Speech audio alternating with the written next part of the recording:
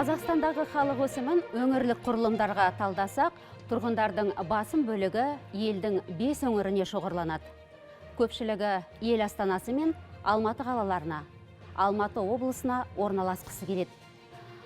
Халықтың тығыз қоныстану көрсеткіші әсіресе оңтүстік Қазақстан, Жамбыл облыстарында да, осы облыстарға да тән. Бұл сәйкесінше жұмыссыздар санының көбеюіне де ықпал етпек. Ал Павлодар өңірінде кейбір мамандықтар бойынша еңбек күші жетіспейді. Осы орайда арнайы қабылданған мемлекеттік бағдарламалардың нәтижесі қандай болды? Бағамдап көрейік. Сәлеметсіздер ме? Назарларыңызда бірінші студия. Бүгінгі студия меймандарымен таныс болыңыздар. Гүлсара Маданиқызы Қаппасова, PhD доктор, қауымдастырылған профессор, саясаттанушы. Жалпы бұл елге халықты орналастыру, сәйкесінше дұрыс орналастыру деп айтылады. Бұл енді әрине әр өңірдегі демографиялық көрсеткіштердің теңгеріміне назар аудару деген сөз. Негізінен осы дәл қазіргі сәтте қазақ ұлты үшін демография мәселесі қаншалықты өзекті? Осыған тоқталып көрейікші, Гүлсара Маданиқызы. Жалпы осы тақырыпты көтерер алдында біз анықтап алайық. Демография негізі ең маңызды тақырыптардың бірі болып табылады. Ең маңызды ғылымдардың бірі болып табылады. Неліктен десек, жалпы адамзаттың көбею процесі ол мемлекеттің өсуіне, дамуына байланысты. Олмен қатар, егерде қандайда бір себептер бойынша, мысалы, егерде мемлекеттен қандайда бір себептер бойынша халқы миграция арқылы, немесе қандайда бір басқа себептермен, ауру, пандемия, немесе көптеген басқа себептерден кететін болса мемлекеттен, сонда мемлекеттің жойылуы да мүмкін. Сондықтан мемлекеттің ішіндегі халықтың болуы өте маңызды. Егерде халық дамыса, егерде халық болса, басқа да маңызды салалар дамиды, экономика дамиды. Онымен қатар әлеуметтік жағдайлар барлығы жасалынады, және де жалпы мемлекет өмір сүре алады.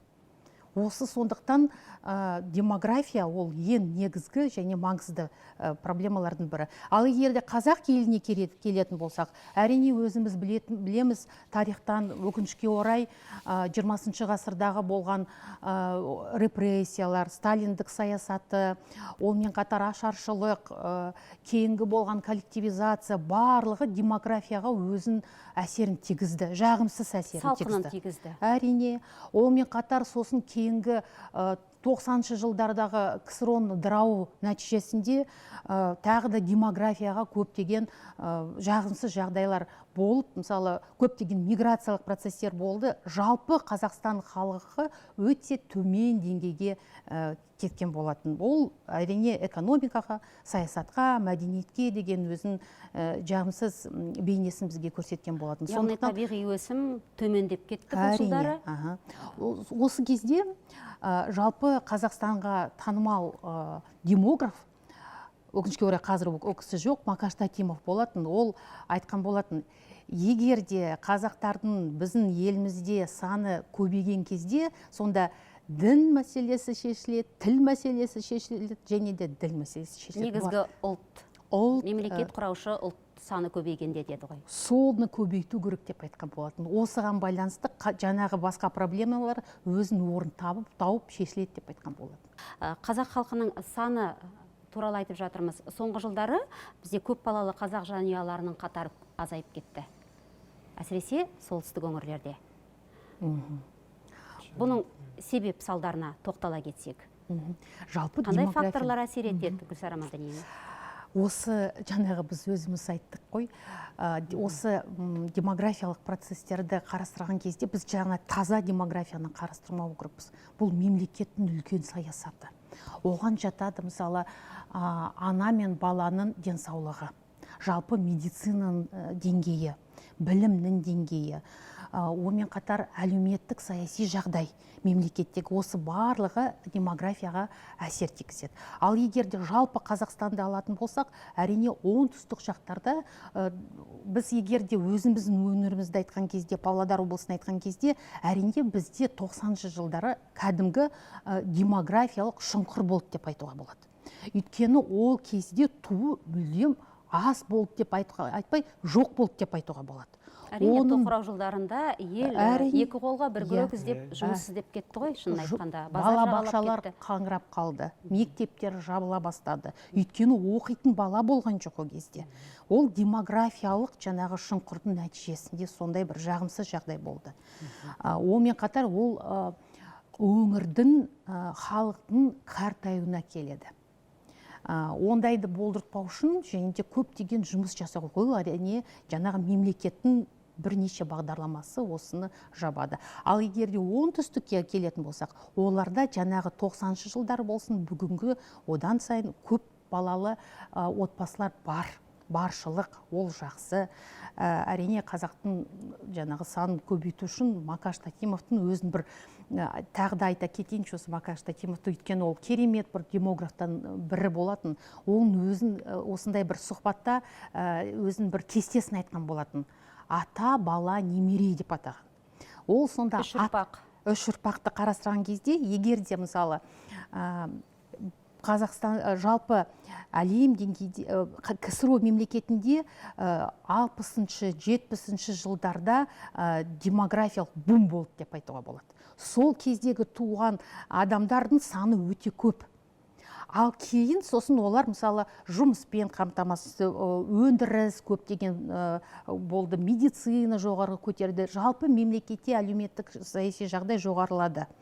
Ал кейін 90-шы жылдар жаңағы демографиялық шұңқыр болғаннан кейін оған мысалы мектептер жабылды, балабақшалар жабылды. Ол жамандық, жағымсыз мемлекетке, барлық салаға жағымсыз жағдай. Сондықтан демографияны жалғыз өсі ғана адамзаттың өсуі деп қарастырмаймыз. Біз көптеген салаларға ол байланысын қарастырып көріппіз. Экономиканы, әлеуметтік жағдайды осы.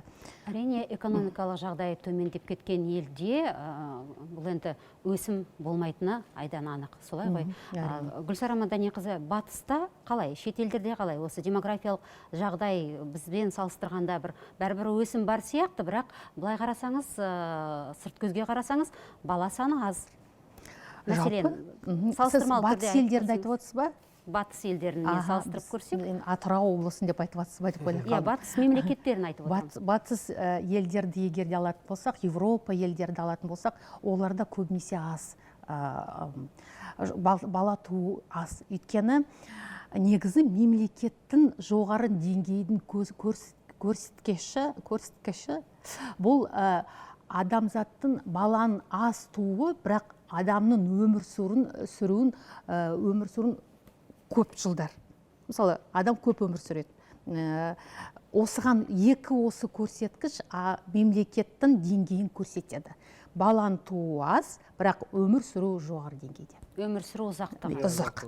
Сонда осы екі көрсеткіш мемлекеттің жоғары деңгейдігін көрсетеді. От Европалық елдерде дәл осы. Бірақ оларда көптеген басқа проблемалар, модернизация, жаһандану процестерге байланысты бүгін күнде оларда жаңа бағыт өкінішке орай болды, child free деген. Child free бағдарламасы оларда туы былай да аз болды, және де олардың халқы, мемлекеттері адамы қартаю көп болды. То есть жоғары жастағы адамдар көп, ал жастар, балалар туу төмен. Онымен қатар child free бағыты пайда болды. Бұл child free бағыт бұл отбасы құратын жігіт пен қыз мүлдем баласыз өмір сүргісі келеді.